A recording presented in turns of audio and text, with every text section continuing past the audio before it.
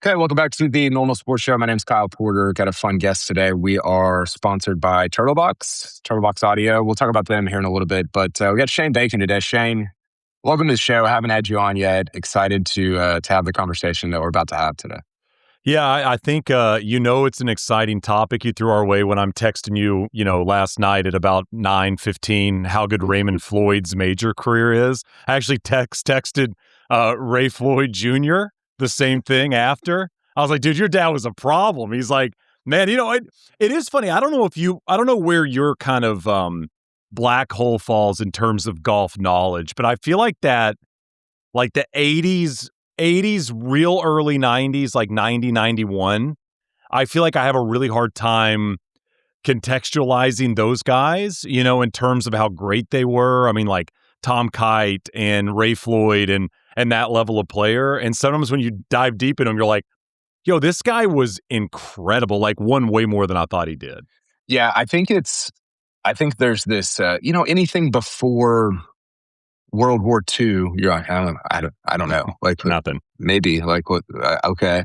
And then you get into the Hogan stuff and the Byron Nelson and all that stuff. And then you get into the Palmer Nicholas player and they kind of just dominated everything. So you're like, I think I know like what that was. And then it's Watson. And then it is like Norman should have won more, but didn't. And like Faldo should have won less, but did. And you've got Andy North and Curtis Strange. And so I'm with you in that like the mid 80s to kind of the Tiger era, you're like, I don't really know what Nick Price was awesome. Like, what does that mean? There's just a lot in there that it's kind of hard to interpret. I think for modern golf fans, it was like, let's call it 09 to maybe 2014. Remember that era of that 5-year run where... Yeah, Martin Keimer. It was like not Rory yet. DJ hadn't quite bucked yet. He was winning, but not quite. It was like Lee Westwood, Luke Donald, Keimer. That whole run of players kind of in that era was a bit wild, Yeah, Duffner, goodness. Duffner played a couple weeks ago, didn't he? I think he did. Where did he play? I don't know. I don't think he played Zurich, but he played maybe the week before Zurich or some event. I couldn't believe seeing his name, man. I hadn't seen that guy's name in forever. Yeah, it's crazy when guys like that in out alternate pop up and you're like, you're still playing?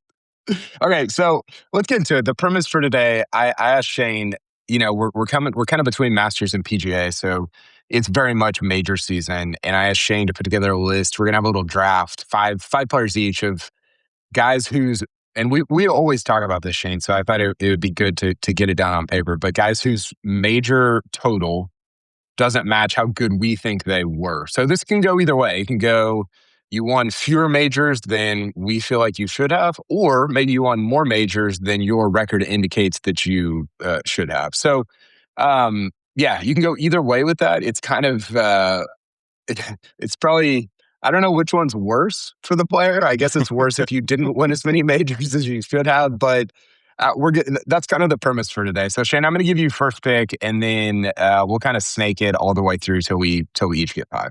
So is my first pick who I think is like leading this category? Is that kind of the idea here? Yeah, it's kind of the idea is kind of like you want to pick somebody that I'm like, I wanted to take that guy. Like he's kind of the most emblematic of this idea of your major total doesn't match up with, kind of your talent level over the last, 10, 20 years of your career.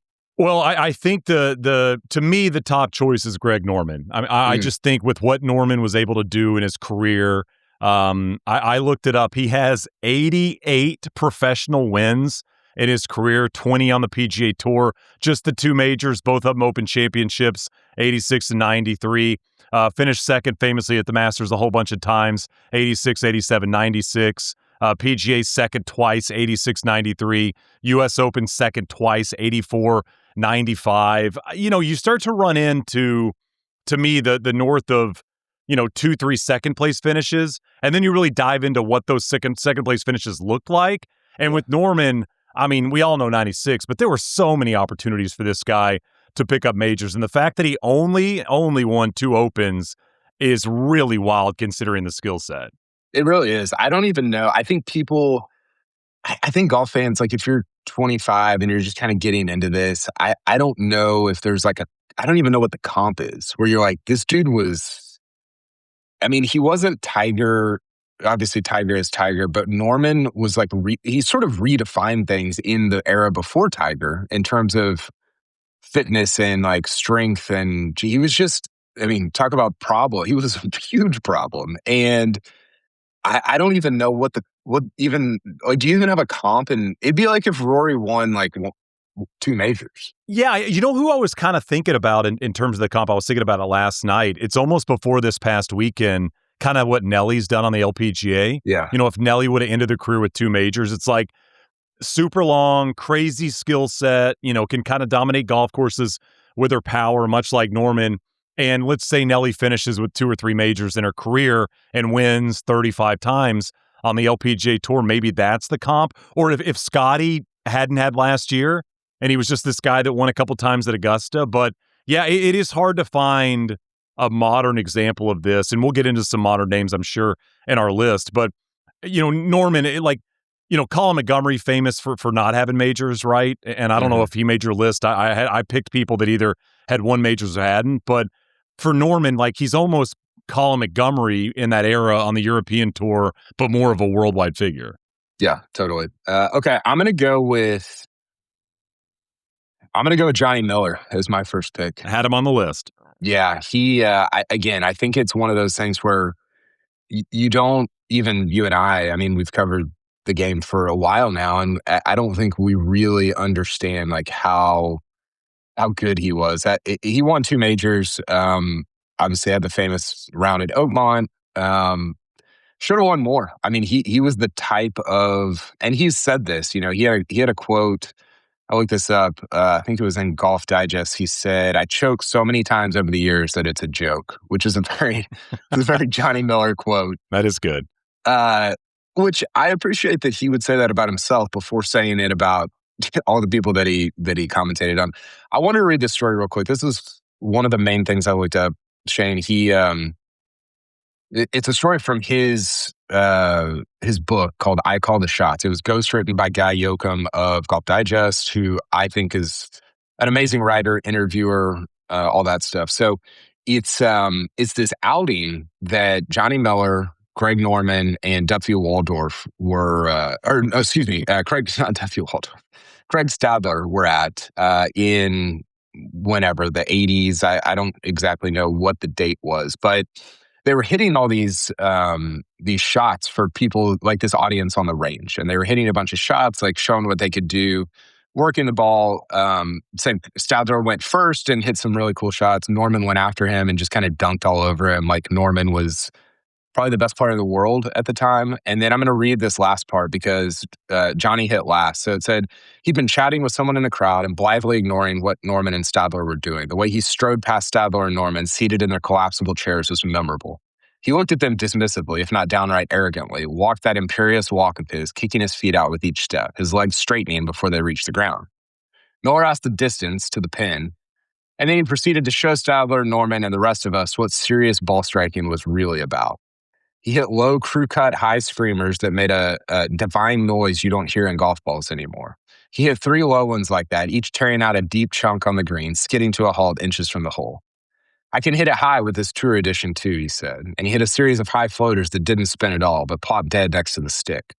Then he curved shots both ways, hit a couple of thin ones on purpose. They still break to a halt. And hit some huge looping silly shots as if he were bending them around a tree. He took almost no divot on any shot, shaving only the top of the grass. Shout out Tiger. The crowd, instead of cheering, felt mostly silent, mesmerized as Johnny explained what he was doing. 2 of Miller's shots hit the flagstick, another lipped out. Again, this was like, I don't know, 180 yards away, 170 yards away. After one of the flagstick rattlers, he turned to Stadler and Norman and said in that super confident tone we eventually got used to hearing on TV, "How would you guys like to do this for money?" The reaction was extraordinary. Stadler and Norman slunk back in their chairs. Years later, Miller would tell me how the dominant animal in the jungle holds his head higher than the lesser ones. There you go. Johnny Miller. Jeez. That's no surprise he was unbelievable at TV, right? Like, just that story defines it, you know? Yes. So he's he's first on my list. And just one thing on Miller, because I was with you. I mean, you mentioned the two majors. He won 23 other times on the PGA Tour, finished second of the Masters 3 times. But I look at this, and Scotty does this really well, Kyle. And I know you and I probably are two of the people that really believe Scotty's underrated right now and what he's doing as a professional golfer. Miller won by a lot. I mean, he won an event by 14 shots, another by 9, another by 8. He won his first ever PGA Tour event by 5 shots in 1971. It's like first event, he goes out of the gate and wins by 5. He had 12 total wins by 3 shots or more. So when he'd get on those rolls, it was just curtains, game over, and you weren't going to catch him. And again, the fact that he wins 2 majors, right? You're kind of thinking, especially with Augusta National, you were thinking, how the heck did this not happen? So I mean, I'd say those are probably, you're going to do this, those are probably the top 2 picks. My next pick, I'd say, is probably not a person you'd expect to be this high on the board. But when you dive into, let's call it close calls, I think this guy might be the highest of all time in terms of close calls at majors without really getting them done. That's Louis. Do you have Louis on your list? I did not. No. All right. But he's like 4 swings from 5 majors. That's what I wrote. It's unbelievable. I mean, he wins the 2010 Open by 7, right? Nobody even knew how to pronounce his name at the time. We're like, who is this guy? That was the one Rory shot 63-80 at. Yeah. Lipped out on 17. It would have been 62 at the old course. 11 European Tour wins, 3 Asian Tour wins, 10 Sunshine Tour wins. Never won on Live, which I looked up. I thought that's kind of wild, considering Louis. I'm assuming a top 10 talent out there, if nothing else. But it's the close calls. So he had 6 second-place finishes in majors. All of them at all 4 majors, right? I mean, he did the video in the plane when he did that. I don't remember which one that was when he left, but Quail Hollow. That was Quail Hollow when he kind of took this. But it's not that he finished second; it's how close he's been. To your point, 2012 Masters, loses in a playoff to Bubba, one of the craziest shots ever hit in tournament history. 2015 Chambers Bay, he was a shot back of Spieth. He birdied 6 of his last 7 holes at Chambers Bay on those greens. I think he shot 29 on the back. 29 on the doesn't I mean. Wild, just like absolutely out of his mind. By the way, Chambers Bay, extremely underrated U.S. Open. I know it doesn't get the love because of the greens, but God, that thing had fireworks on the back 9. Awesome. 2015 Open obviously loses to Zach in the playoff. I'd picked him everywhere that week. And it's easy to forget Zach went birdie in the 4-hole aggregate to start. Yeah. And Louis finished 1 shot back of it in the playoff there. So, I mean, you're thinking now, playoff loss at Augusta, playoff loss at St. Andrews. 17, the PGA, he was a couple back at JT. I wouldn't necessarily say that was the closest of calls.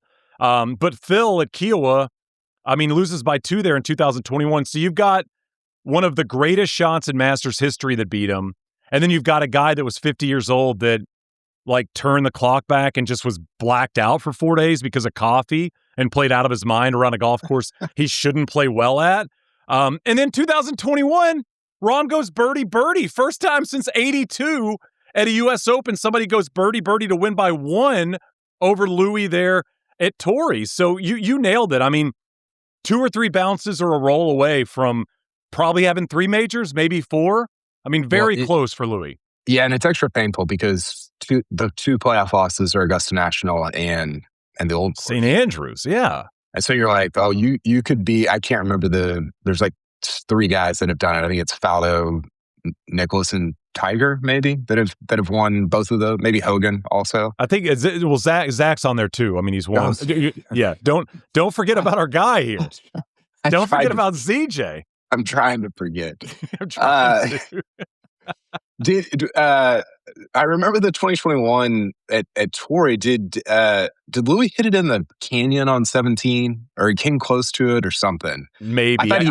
I think he birdied 18. I'd have to. I'll look it up. But yeah, I thought he kind of melted a little bit there. But yeah, it's a great one because I think there's another guy that I'm kind of circling and may take later on that has a similar sort of track record of you were 2 or 3 swings from being a completely different category of player. And I think that's what, we talk about this a lot, and I don't know if people that follow it casually truly understand the margin, how thin the margins are, not just in terms of the great players, but of the legacies of these guys. It's man, and sometimes it's not the case. It's not Alex Smalley, no offense, is like his legacy hinges on these tiny margins. But when you get to a certain level of player, it's extraordinary how thin those margins are. So yeah, do you I mean, find that? and the storylines too. I mean, you follow storylines around golf, and I laughed a lot a few weeks ago with the Masters because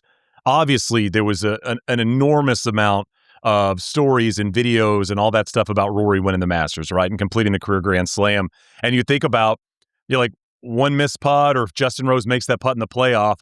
All of that headed into this Masters is a completely different storyline, right? Is Yes. literally one shot away from everything. But we talked about it and celebrated it.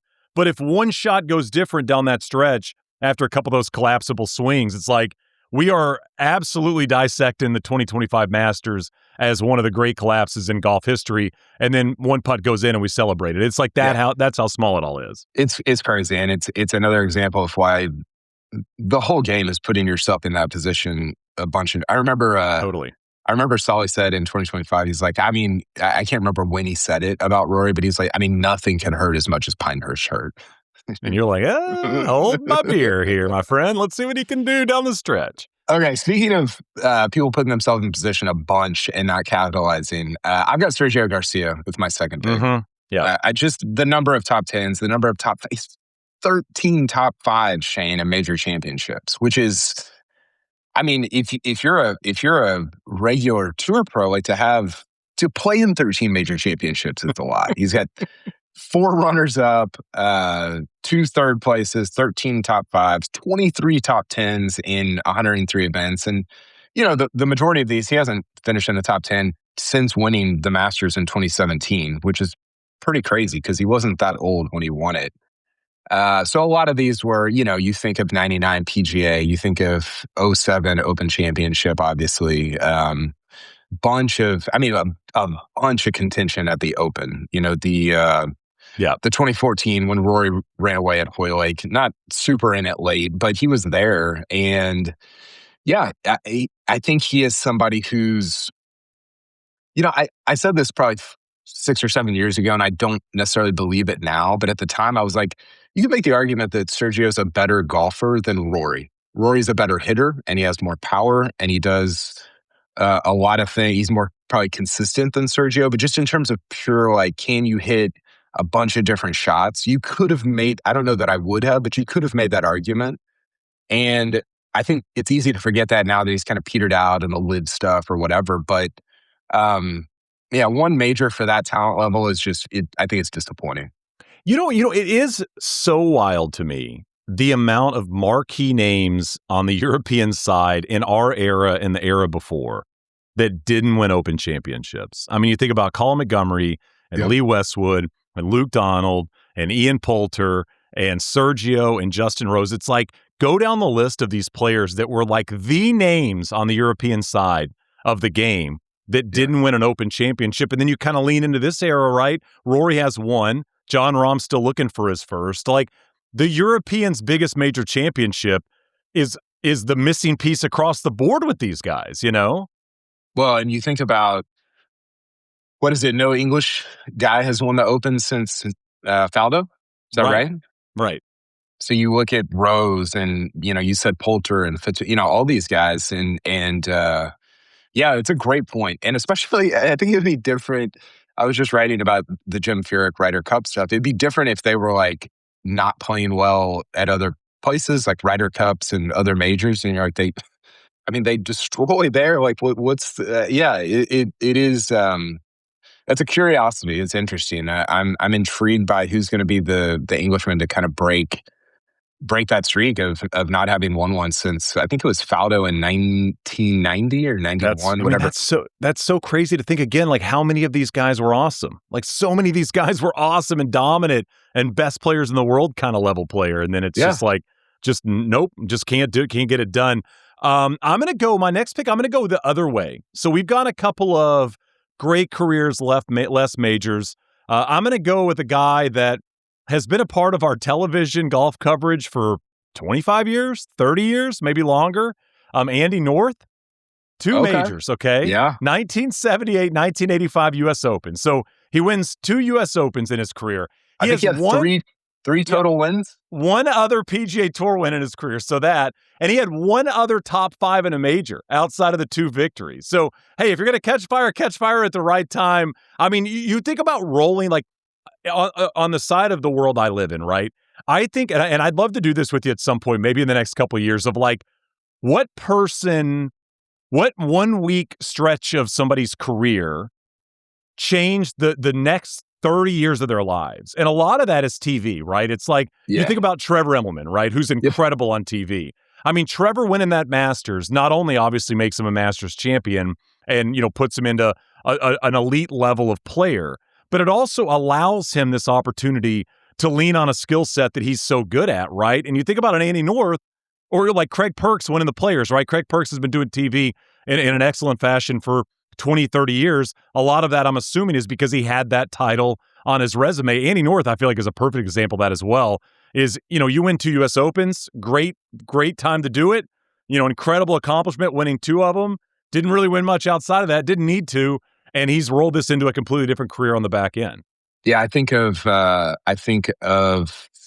McGinley, right? Paul McGinley's a great example. 2014 Ryder Cup. I think of even, I think what's going to be interesting is Luke Donald post captaincy of the Ryder Cup, because you could argue that nobody's career has changed more over the last, or the way that somebody's remembered hasn't changed more over the last 20 years of Ryder Cups than Luke Donald of all 100%. people, and he didn't even hit a shot. And so I think you're totally right about that. And it is weird. Golf is so weird that you can be Sergio or Westwood or Ricky Fowler and be just so great for 20 years for all those guys. Just really like way better than Andy North and Sandy Lyle and guys like that. Just objectively, subjectively, any way you want to look at it, but you didn't win a major. And like, it's so dumb, honestly. And I mean, it's part of the reason that we love it, because it's like, yeah, you got to go do it. It's not done for you, but it has to be infuriating to be one of those guys.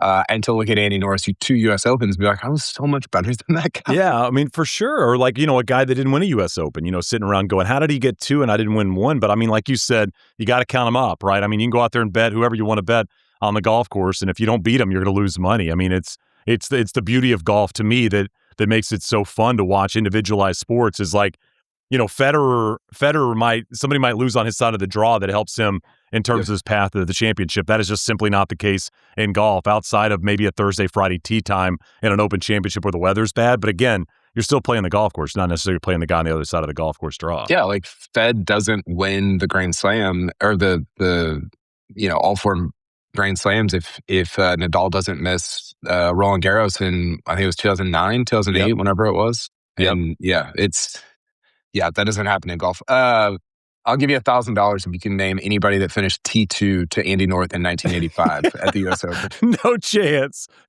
Who do you got? No Americans. We've got Dave Barr from China, or from not China, from Canada. We've got Chen Zicheng from, it looks like Taiwan. Okay. And then we've got was that Dennis, TC? Is that TC Chen?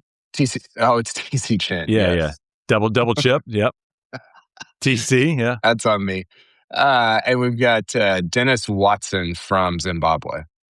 Dennis Watson. Now that would have been now if Dennis Watson pulls that off, that'd have been a fun of like, who's the other Watson? Because we know we've got the Bubba and the Tom. It's like, what other Watson major winner was it? It would have been a tough one to pull out. This is what I'm talking about, though. 13 cuts made at major championships, and Sergio's got 13 top 5s. Like, crazy.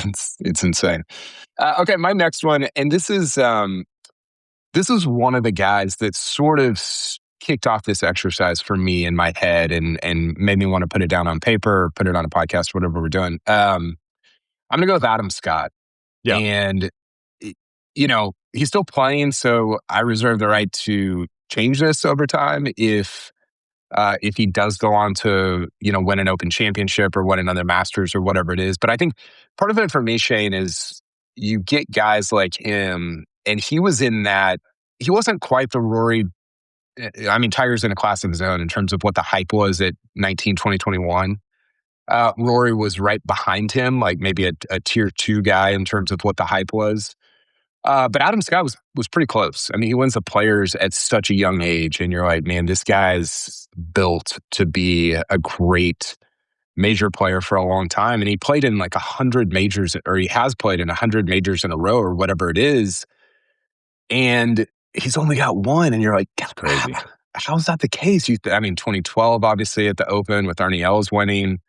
Several Masters that he was in. I remember I used to go with my parents or with friends when my grandfather had badges, and it was like Adam Scott was in. I mean, 2011, the crazy one that we've talked about. Like he was in that one, and there were several in that range. And finally, he gets one in 2013. But him and Justin Rose are the guys that you and I think have texted about this. But it's like so many one major guys, like Hunter Mahan, Justin, all these guys, and Adam Scott and Rose for me really stand out. Kind of beyond all those guys. And I think it's the longevity. Again, it's the Sergio Westwood thing of been great for so long, and to only have one major, I think is a bummer.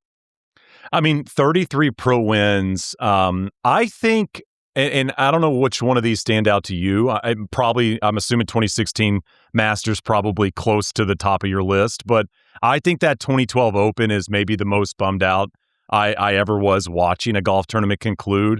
I think a lot of people have Tom Watson high with Stuart Sink there at Turnberry, but I mean, bogey in his final 4 holes, he's cruising to win an Open championship, and just can't get it. I mean, I've had that happen. I had that happen recently to me. It's like you put yourself in a position to get it done, and then you just simply can't.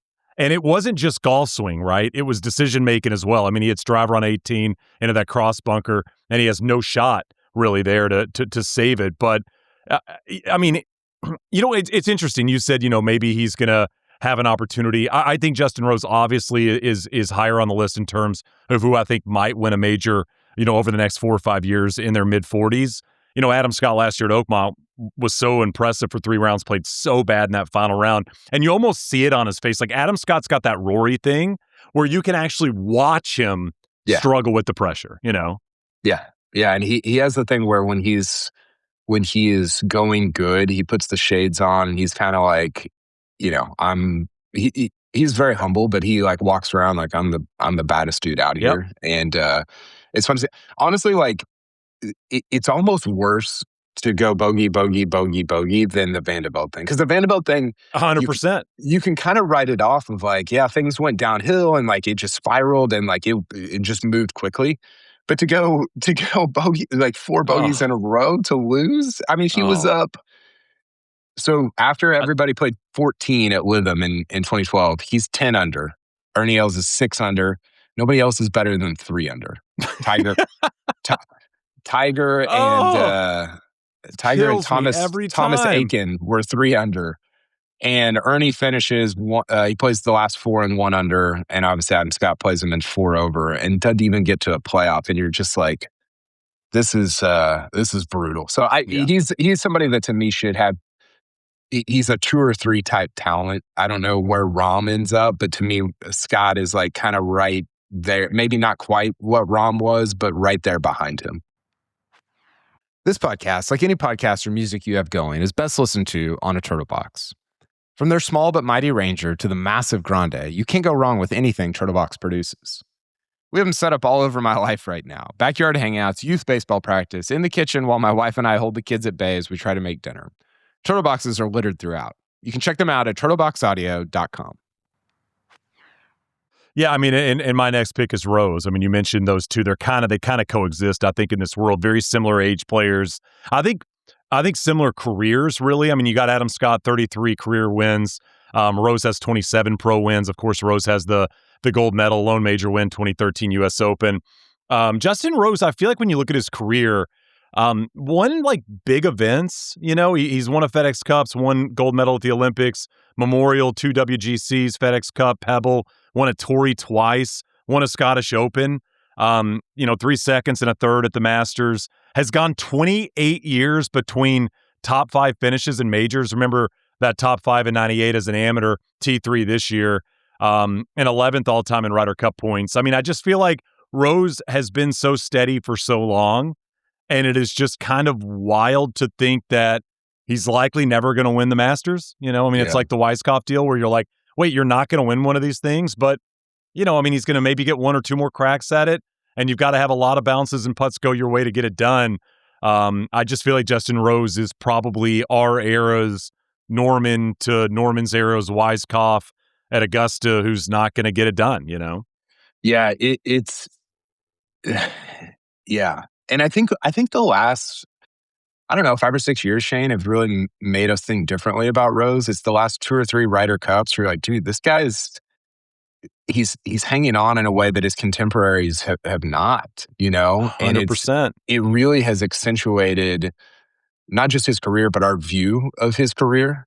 And, you know, I've followed him a little bit at the Masters this year. I was walking around with him. He compresses the ball at 40, whatever he is, 45. And you're like, what the hell? Like, how is he doing this? I don't know if he's going to any more with his race car clubs, but I was going to ask, what's the sound off the clubs for the McLarens? I'm interested about what that sounds like. Yeah. Is it a vroom when you hit it? Who knows? But I just am so impressed. I mean, you know, you think about, I saw a tweet the other day when the Lakers and Rockets were playing, where it was like, yo, LeBron literally created another human to throw alley-oops to in the playoffs.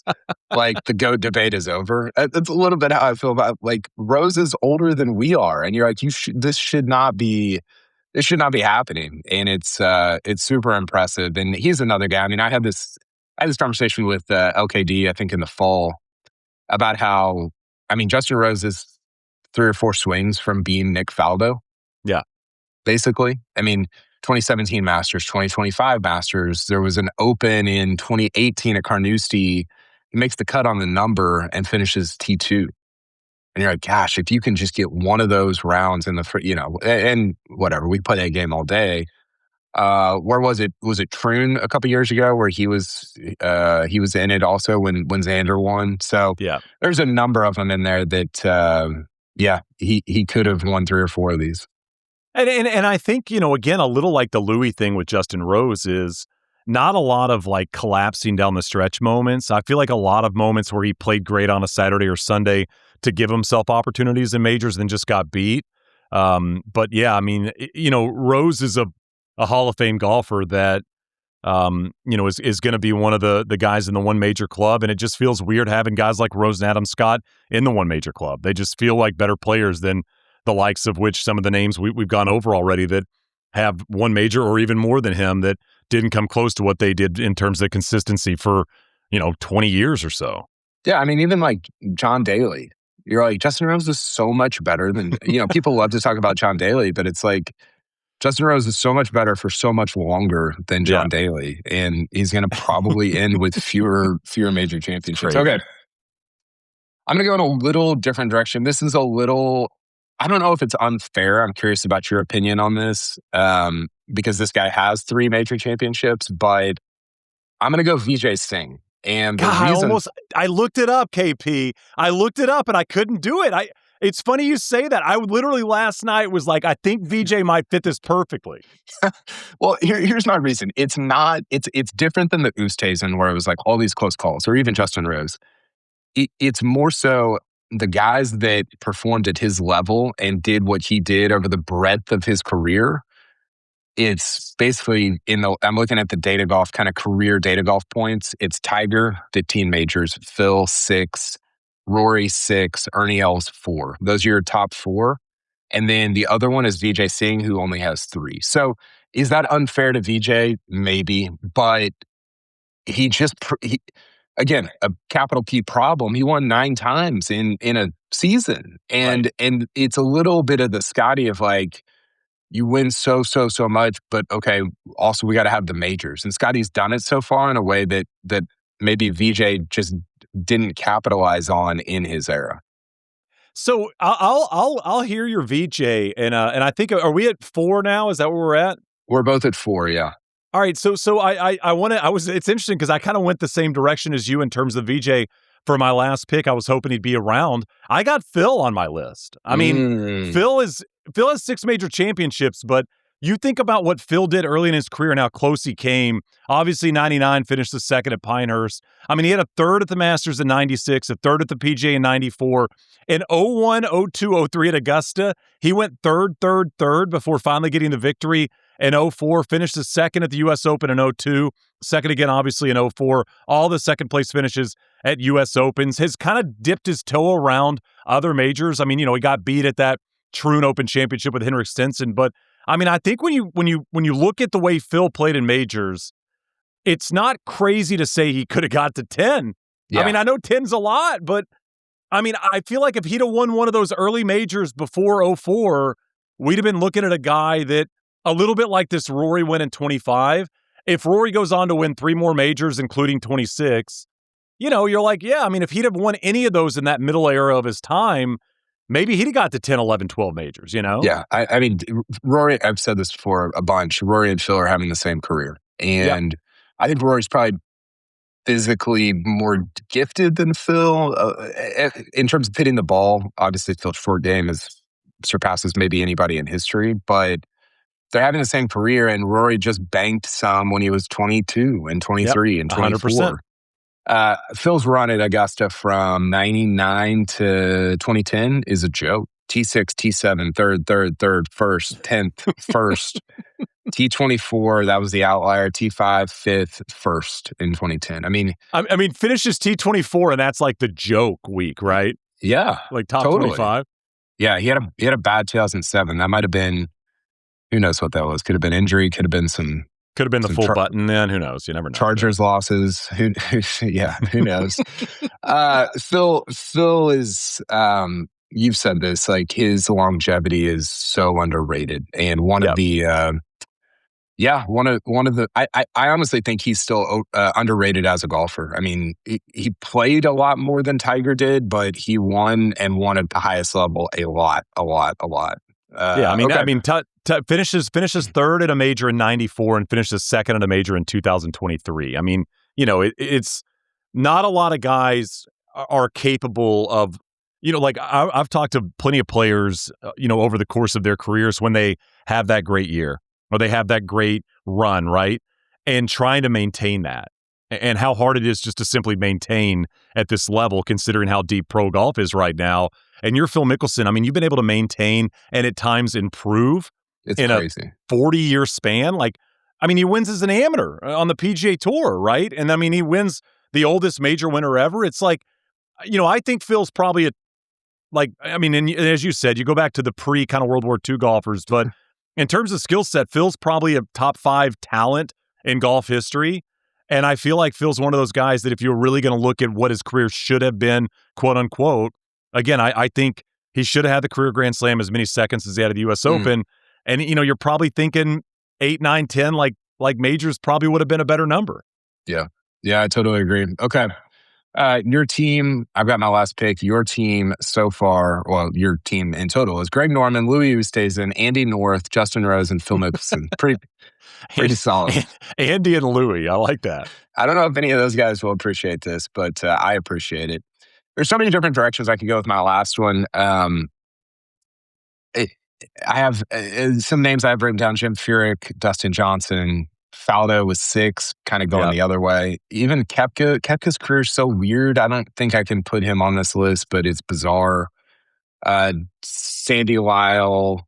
I'm going to go David Duval as my last one. And he's the opposite of Vijay, where it was not the sustained excellence for 20, 25 years. And some of the guys we've been talking about, Phil, Tiger, obviously.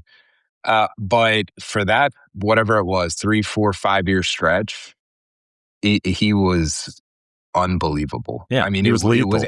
And this is what happens. I mean, this is historically, you win your major championships in a 3, 4, 5-year window. You hit Arnold Palmer. He was done winning majors at, I think, 31, 32. Even Tiger, the window was bigger, but he was mostly done at 32. He won one more at 43.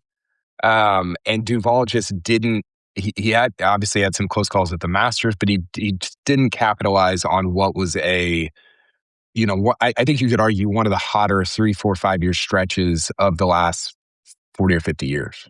In an era where you got Tiger obviously playing great golf, and you have Ernie, and you got Vijay, and you got Phil, it's like you have that era of those guys, very elite level players. I mean, you're talking, I'd say all of those names probably top 20 all time or top 25 all time. Vijay, Phil, Ernie, Tiger.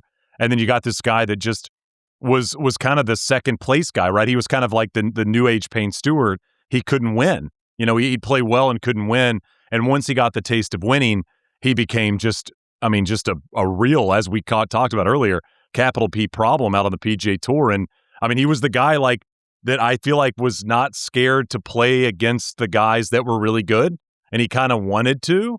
And then he gets that Open Championship, and that was like, all right, well, that's kind of what you're going to do. That was it, man. Like, that was the end of it, It was. He, after the Open, T10 at the PGA that same year, 2001, one other top 10 at a major, and it was... What, he played Bethpage? Was it Bethpage? Was that the one?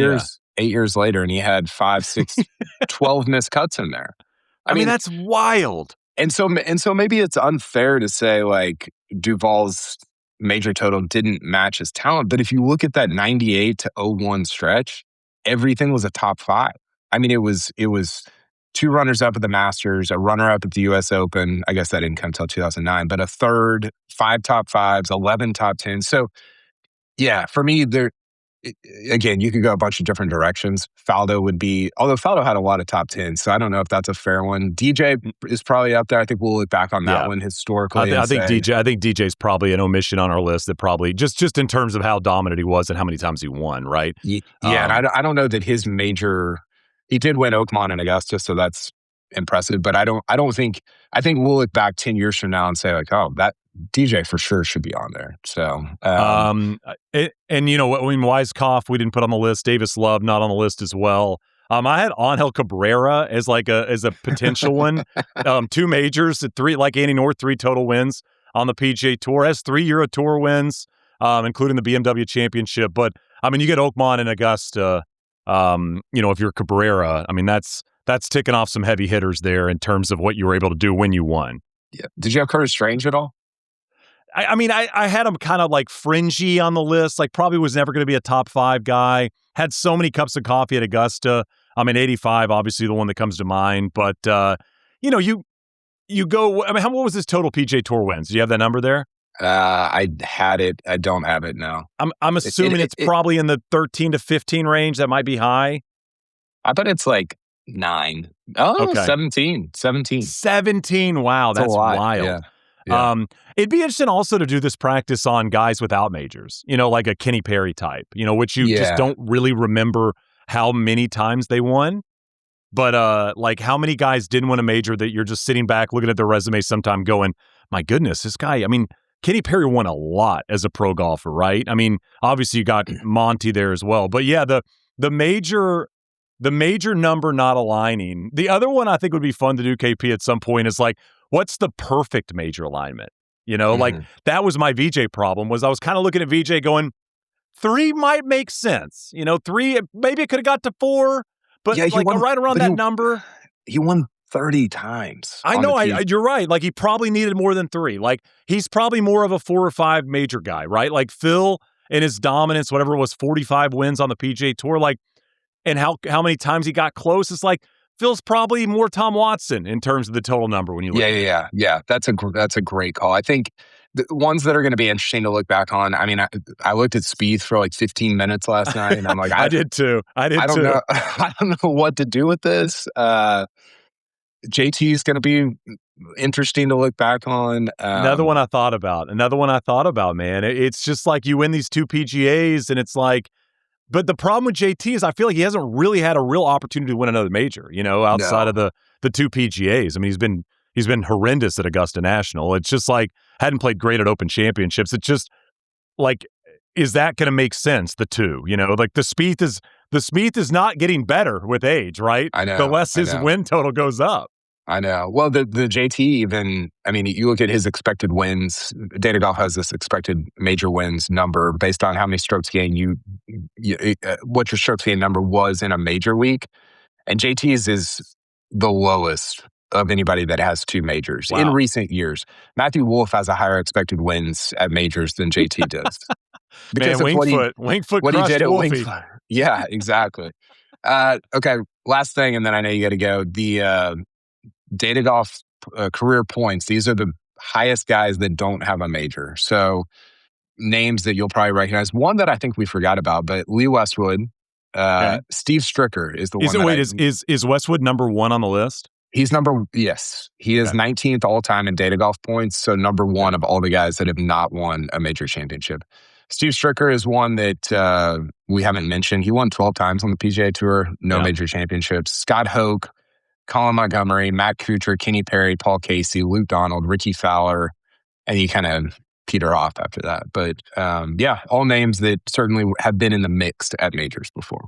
Steve Stricker, man. I mean, you talk about a career and then no career and then career again. And the most envious pitching motion of all time. I'd like to dive into the Steve Stricker major run too. I know he had a couple of chances early in his career, but I wonder how many times he really had a chance during that run where he was, top 5, top 6 in the world. Like how many of those major championships with 5, I always think about 5 holes left to play. Did you have a chance to win, Yeah. Second at the 98 PGA, was that Lee Jansen? That might have been Vijay. I'm thinking of US Open. I think that was Vijay. Fourth at the 2016 Open Championship, so he probably lost that by 28 strokes to Phil and Stenson. Fourth, you finished 30 back. Yeah. And then the only other top 5s were 99 US Open and 98 US Open. Wow. Yeah. So I mean, that's interesting, right? As like major-esque way of his game, right? Fairway green, great pitcher, really nice putter inside of 10 feet. Kind of surprising that it was never an opportunity to do anything anywhere, really. Yeah, I agree. 98 was Vijay at Sahali at the PGA Championship. Great call by you. Great call by you. Okay, Shane, this was awesome. I know you got to run. Thank you for your time. I could do this. We could come up with any category and just chop it up. So anytime you want to do it, let's get it back together. And if you remember one thing from this episode, Raymond Floyd, a real problem. Real Huge problem. Talk to you later, Shane.